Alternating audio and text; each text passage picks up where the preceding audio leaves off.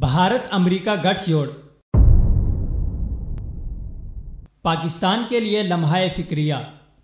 بھارت طویل عرصے سے ایسے دو مقاصد حاصل کرنے کے لیے سرتوڑ کوشش کر رہا ہے جو اس کے لیے نہایت اہمیت کے حامل ہیں، اور ان مقاصد میں کامیابی سے پاکستان کے لیے مزید مشکلات میں اضافے کے ساتھ ساتھ جنوبی ایشیا کے اس خطے میں طاقت کا عدم توازن قائم ہوگا۔ بھارت کی بھرپور کوشش ہے کہ وہ اقوام متحدہ کی خصوصی رکنیت حاصل کرے، اور دوسرا یہ کہ نیوکلیئر سپلائر گروپ میں شمولیت اختیار کر لے۔ نیوکلیئر گروپ میں شمولیت سے بھارت کو بھی نیوکلیئر مواد اور اس سے متعلقہ سامان دنیا بھر کے ممالک میں فروخت کرنے کی اجازت مل سکتی ہے۔ بھارت کے ان دونوں مقاصد کے حصول کے لیے امریکہ بھارت کا بڑھ چڑھ کر ساتھ دے رہا ہے، جبکہ امریکہ نے ہی بھارت کے ایٹمی دھماکوں کے بعد نیوکلیئر سپلائرز گروپ تشکیل دیا تھا، مگر امریکہ اور بھارت کے باہمی تعلقات منموہن سنگھ کے دور میں 2004 سے 2014 کے درمیان استحکام کی جانب چل پڑے تھے، جو کہ جارج بش کے دور میں بھارت اور امریکہ کے مابین نیوکلیئر معاہدوں کی وجہ بنے۔ انہی معاہدوں کی وجہ سے امریکی کمپنی ویسلنگ ہاؤس نے بھارت میں پہلے ایٹمی ری ایکٹر کی حال ہی میں تنصیب شروع کر دی ہے۔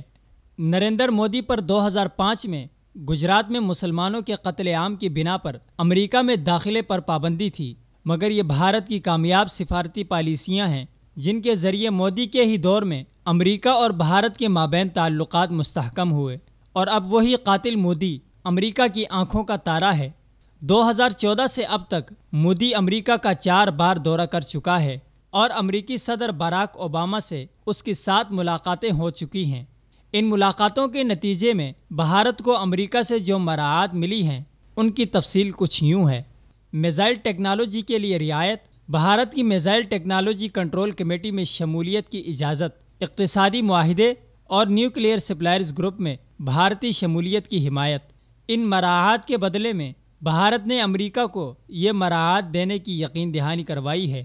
جن میں بھارت کا اپنے بحری اور فضائی اڈوں تک امریکہ کو رسائی دینا، امریکی طیاروں اور بحری جہازوں میں فیول بھرنے اور مرمت کی سہولتیں فراہم کرنا شامل ہیں۔ پاکستان آج تک امریکہ کی نام نہاد دہشت گردی کے خلاف جنگ میں اپنے تمام وسائل جھونک کر اس کے تمام نقصانات سے براہ راست نبرد آزما ہے، مگر امریکہ کی ڈو مور کی گردان آج بھی جاری ہے۔ امریکہ کی دیکھا دیکھی افغانستان اور بھارت نے بھی پاکستان کو آنکھیں دکھانا شروع کر دی ہیں۔ نوشکی ڈرون حملے کے بعد امریکہ نے بھارت کو نیوکلیئر سپلائرز گروپ میں استثنائی رکنیت میں شمولیت کے لیے باقاعدہ درخواست NSG دلوانے کی حمایت کی، تو پاکستان نے بروقت رد عمل دکھایا، جس سے بھارت اور امریکہ کی ساز باز ناکام ہو گئی، کیونکہ چین کی پاکستان کی حمایت اور ترکی، نیوزی لینڈ اور سوئٹزرلینڈ کی بھارتی مخالفت کی وجہ سے بھارت یہ رکنیت لینے میں ناکام ہو گیا۔ اس بات کا اندازہ لگانا مشکل نہیں ہے کہ امریکہ اور بھارت میں تعلقات کے ایک نئے دور کا آغاز ہو رہا ہے، جس سے پاکستان کو بہت محتاط اور چوکنا رہنے کی ضرورت ہے۔ ایک جانب تو امریکہ ہمیں اپنا فرنٹ لائن اتحادی کہہ کر ہم سے وہ سب کروا رہا ہے جس کی اسے ضرورت ہوتی ہے، مگر اس کے ساتھ ہی ہمیں آنکھیں دکھانے سے بھی باز نہیں آتا۔ ضرورت اس امر کی ہے کہ پاکستان اپنے فیصلے کسی قسم کا بیرونی دباؤ قبول کیے بنا آزادانہ طور پر کرے، تاکہ مستقبل میں یہود و ہنود کے گٹھ جوڑ سے خود کو محفوظ رکھ سکے۔